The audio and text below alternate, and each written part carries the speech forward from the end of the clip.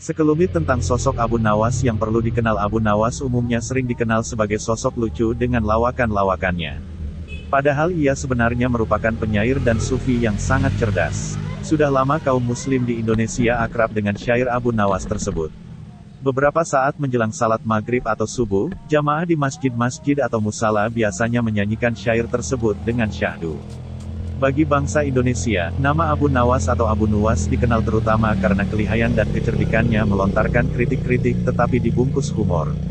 Abu Nawas tidak hanya cerdik, tetapi juga nyentrik. Sebagai penyair, mula-mula ia suka minum khamar dan mabuk. Belakangan diketahui dalam perjalanan spiritualnya mencari hakikat Allah, kehidupan rohaninya memang cukup berliku sangat mengharukan.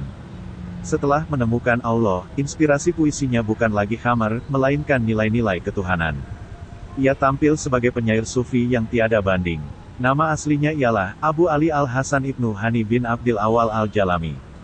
Ia lahir di Ahwas, Persia, Iran, pada 145 H747 M.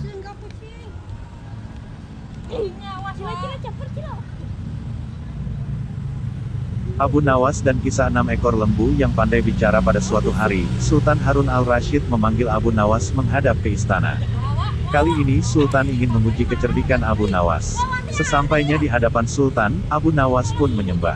Dan Sultan bertitah, "Hai, Abu Nawas, aku menginginkan 6 ekor lembu berjenggot yang pandai bicara, bisakah engkau mendatangkan mereka dalam waktu seminggu? Kalau gagal, akan aku penggal lehermu." "Baiklah, Tuanku Syah Alam, hamba junjung tinggi titah Tuanku."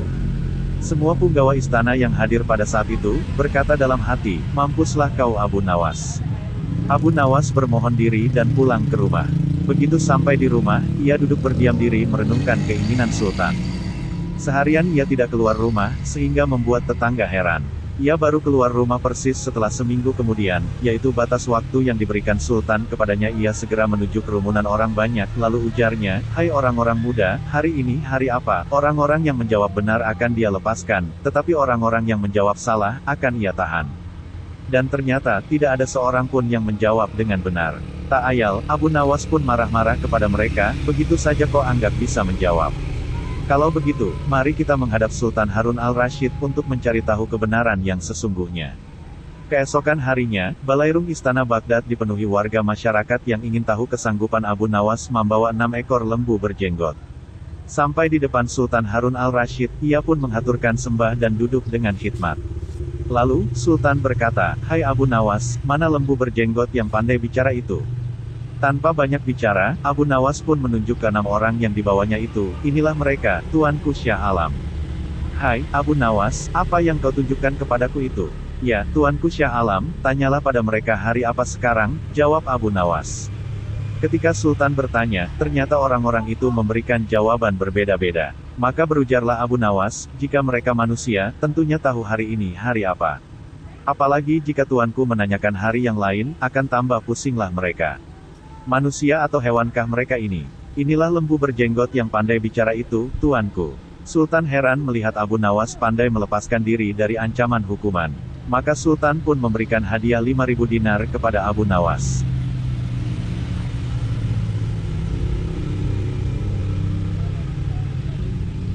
Abu Nawas dan Kadi Malang. Abu Nawas, yang tidak diundang ke istana untuk upacara pemberian nama bayi lelaki yang diselenggarakan oleh Baginda Sultan, nekat datang. Ia tidak setuju dengan nama Fulan yang akan diberikan kepada bayi itu. Biasanya orang yang bernama Fulan itu bodoh, katanya, kepada Sultan yang memergoki dintara para orang besar yang diundang. Abu Nawas bertanya, "Tidak bolehkah nama itu diganti?" Sultan, yang sudah gondok, menanyakan alasannya dan minta bukti bahwa orang yang namanya Fulan itu bodoh.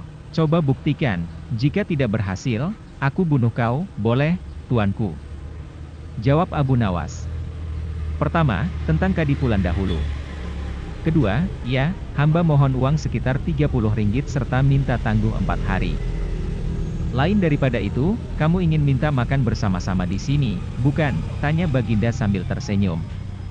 "Makanlah dulu, nanti ku berikan uang itu." Esok harinya selepas subuh, pergilah Abu Nawas ke rumah Kadi membawa uang 10 ringgit. Saat itu dilihatnya Pak Kadi sedang zikir dengan asyiknya. Setelah memberi salam ia pun duduk di samping Kadi. Ketika Kadi itu memejamkan mata, Abu Nawas segera menyelipkan uang ke bawah sajadah si Kadi. "Hai, Abu Nawas, dari mana saja kamu selama ini? Apa maksudmu datang kemari? Tanya Kadi setelah selesai berzikir. Hamba dari rumah saja, hendak bertemu Tuan, karena sudah rindu, jawab Abu Nawas. Ketika sedang bercakap-cakap itu, Abu Nawas tertawa terbahak-bahak seorang diri. Tentu saja Pak Kadi terheran-heran. Kenapa kamu mendadak tertawa? Tidak apa-apa, kata Abu Nawas. Hamba mendengar burung itu mengatakan bahwa Tuan punya uang 10 ringgit di bawah sajadah ini, maka disibaklah sajadah itu dan ternyata di bawahnya memang ada duit 10 ringgit. Tentu saja Kadi itu senang hatinya. Tak lama kemudian setelah Abu Nawas mohon pamit, ia minta agar Abu Nawas sering-sering datang ke rumahnya, insya Allah jika tak ada aral melintang. Ternyata esok harinya Abu Nawas datang lagi. Lalu dilakukan hal yang serupa seperti kemarin. Demikian pula pada hari yang ketiga hingga uang yang diberikan raja pun habis. Dengan demikian Kadi itu pun yakin dan percaya atas semua ucapan Abu Nawas. Hari keempat ketika mereka berdua sedang bercakap-cakap, terdengarlah suara burung itu.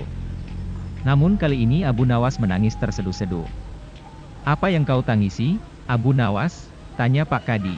Burung itu mengatakan, Tuan akan mati, kata Abu Nawas. Kadi itu gemetar, wajahnya pucat pasi, ia terdiam lama. Menurut kamu apa yang harus aku lakukan? Apa ikhtiarmu? Aku menurut saja, kata Pak Kadi, supaya omongan burung itu tidak menjadi kenyataan, mulai sekarang hendaklah Tuan berpura-pura mati. Jawab Abu Nawas yang segera mengabarkan ihwal kematian Pak Kadi itu ke masyarakat. Maka orang-orang pun kaget mendengar kematian yang mendadak tersebut. Mayat itu segera dimandikan sendiri oleh Abu Nawas, kemudian dikafani, lalu dimasukkan ke dalam keranda dan disalatkan. Ketika mayat dibawa ke kuburan, jalannya memang lewat dekat istana, sehingga Baginda mendengar bacaan kalimat tauhid yang dikumandangkan secara beramai-ramai oleh para pelayat di sepanjang jalan.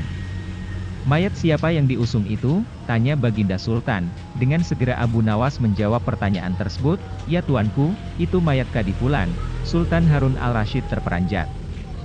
Hai Abu Nawas, bawa masuk kemari jenazah itu. Akhirnya, dibawalah jenazah itu ke hadapan Baginda.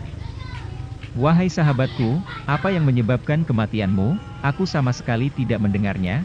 Setelah keranda dibuka oleh Baginda, tampaklah Kadi itu mengerdipkan matanya malu-malu. Hai, Abu Nawas, kata Baginda, mengapa Kadi ini yang masih hidup kamu katakan sudah mati? Itulah tanda kebodohan orang yang bernama Fulan, tuanku, kata Abu Nawas. Baginda pun heran melihat kelakuan Abu Nawas, demikian pula orang-orang yang mengiringi jenazah itu. Sebagian memuji kehalusan tipu daya Abu Nawas.